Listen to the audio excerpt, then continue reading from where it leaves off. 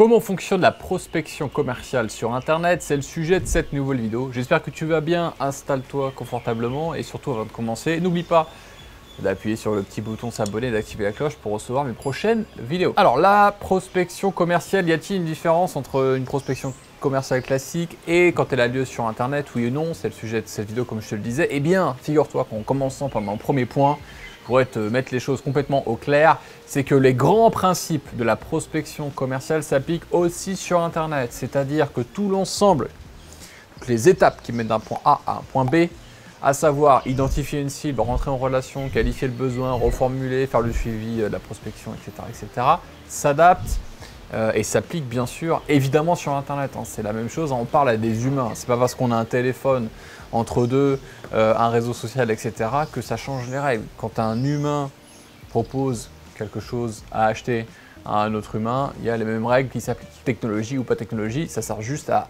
accélérer les choses ou simplifier les choses. Mais les grandes bases de la psychologie sont les mêmes.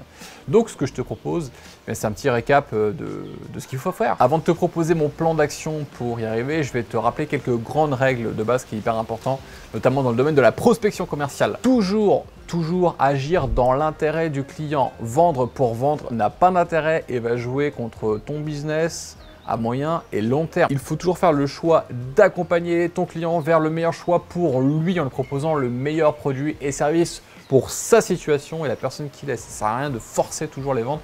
Donc ça, je tenais vraiment à préciser ce point. Aussi, il est important de qualifier au mieux les prospects, quitte à proposer moins mais mieux.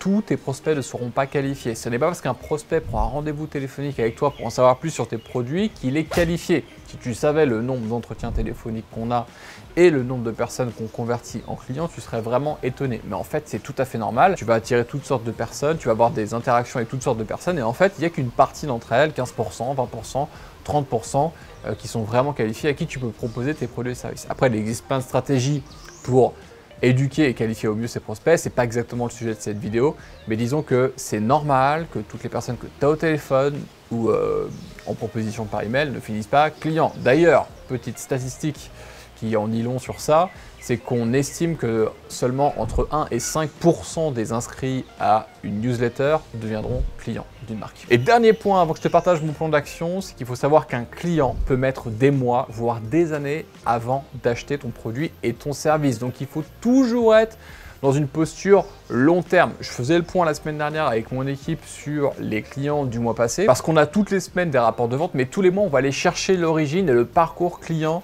des nouvelles personnes qui viennent d'acheter nos programmes d'accompagnement. Et figure-toi qu'on a vu un truc qui était quand même assez récurrent et très intéressant, c'est que pour le mois dernier, on a eu des clients qui étaient connectés avec notre marque, avec moi, Alexandre Ross compagnie et donc tout l'écosystème depuis 2018. Certains suivaient depuis 2018, certains même depuis 2017 et achètent en 2021. Donc bien réfléchir à ça, c'est pour ça que je te disais au début, ne pas vendre pour vendre, mais penser à l'intérêt du client. Et plus tu vas penser pour l'intérêt de tes clients, et plus tes clients te seront fidèles et te remercieront au long terme. Donc je voulais encore refaire cette précision, c'est important parce que là je te le prouve avec des chiffres étonnants. Allez, maintenant je te donne un petit plan d'action de prospection commerciale sur Internet avec la première étape, c'est tout d'abord évidemment de constituer une audience, que ce soit gratuitement avec les réseaux sociaux, par exemple en démarrant un compte sur Instagram ou une chaîne sur YouTube comme je fais exactement ici, ou si tu ne peux pas passer par les réseaux sociaux, c'est ok aussi. Tu peux utiliser la publicité payante, Facebook Ads, Google Ads. On a sorti une petite formation qui est extrêmement efficace pour se lancer dans la publicité qui s'appelle Ad Secrets. Je te remets le lien juste en dessous avec mon partenaire associé Vedank Mohan. On t'explique les bases de la publicité et comment être rentable. C'est toi qui choisis en fait. Tu peux même faire les deux en même temps, mais de toute façon, il faut forcément constituer une audience pour parler à des gens et leur vendre quelque chose. Ce qui nous amène au deuxième point, c'est de sonder ensuite cette audience. Tu peux faire un sondage comme nous on le fait parfois avec Google Forms, avec un outil pour sonder proprement les personnes, ou alors carrément au téléphone où tu poses des questions à ces personnes, ou via chat sur Messenger par exemple.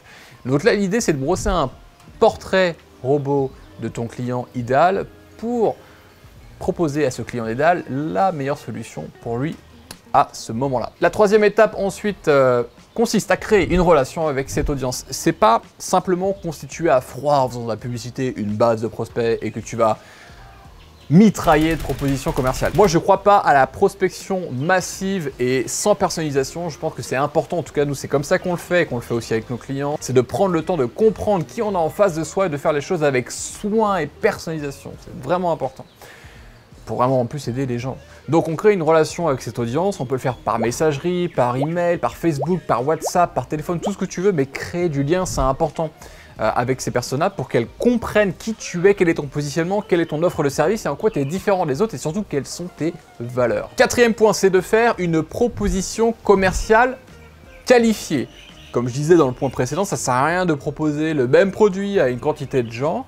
Il faut faire une proposition commerciale parce qu'à un moment donné, si tu veux vendre, il faut proposer une vente. Et qualifier, c'est-à-dire qu'il va falloir choisir dans ton audience quelles sont les personnes qui sont le plus qualifiées pour une offre spécifique que tu veux créer. Je te le disais en début de vidéo, il y a seulement un petit pourcentage de tes abonnés par email, de ton audience qui va acheter. Là aussi, c'est pareil. Quand tu fais une proposition commerciale, tu vas identifier un groupe, tu vas proposer des entretiens et en fonction des réponses que tu vas avoir et du profil de la personne, tu vas lui proposer quelque chose de vraiment sur mesure, ou en tout cas qui est qualifié pour ce type de personne. Ça peut être par email, par webinaire, par téléphone.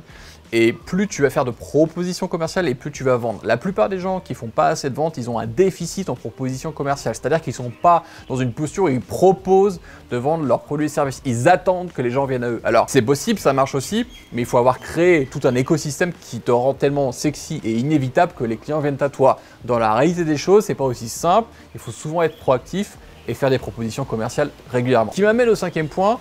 Une fois que tu as fait une proposition commerciale, eh bien c'est de faire un onboarding en fait tout simplement de ton client. S'il a acheté, tu lui souhaites la bienvenue, tu lui expliques comment fonctionnent les choses. Ça peut être automatique, ça peut être avec des outils comme un CRM, comme Trello, Excel, peu importe, au téléphone. Mais il faut accompagner ton client. C'est pas parce qu'il a acheté, qu'il est passé en caisse que tu lui dis pas au revoir et que tu l'accompagnes pas à la porte.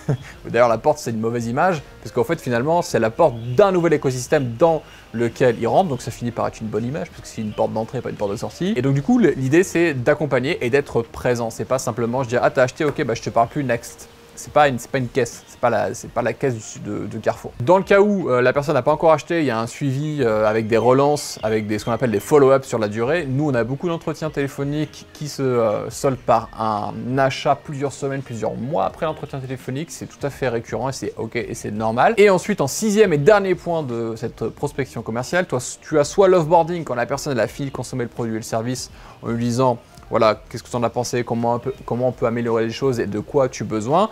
Ou alors de proposer donc un autre upsell, une vente additionnelle, le niveau du dessus, le niveau complémentaire. Ça peut être une autre offre de service ou de produit dans ton écosystème et qui pourrait servir ton client là où il en est aujourd'hui après avoir consommé ton premier produit. Voilà pour ce plan d'action spécial prospection commerciale sur Internet. Si tu as des questions, tu peux me laisser une question juste en dessous. Et si tu veux que je t'accompagne à lancer ton business ou à le professionnaliser ou à le scaler, tu peux soit prendre un entretien téléphonique avec mon équipe en fiche ou en lien juste en dessous. Ou alors tu peux aussi profiter de ma conférence offerte pour lancer ton business en fiche ou en lien juste en dessous. Je te remercie et je te dis à très bientôt. Ciao.